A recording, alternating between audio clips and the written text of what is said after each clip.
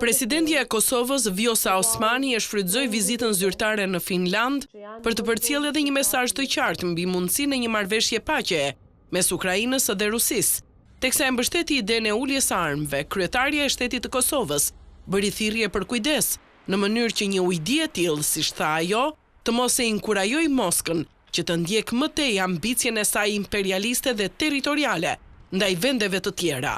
Nuk po flas këtu vetëm për këtë pjesë të Europës, po flas edhe për Ballkanin Perëndimor, sepse ka pasur gjithmonë një synim tradicional dhe historik të Moskës për të krijuar një efekt të zinxhir.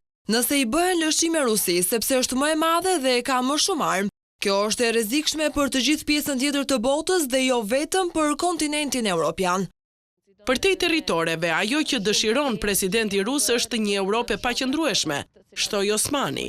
Putin kërkon të përcjell mesazhin se sistemet me vlera që përfaqësojnë Bashkimin Evropian dhe NATO-ja janë një dështim.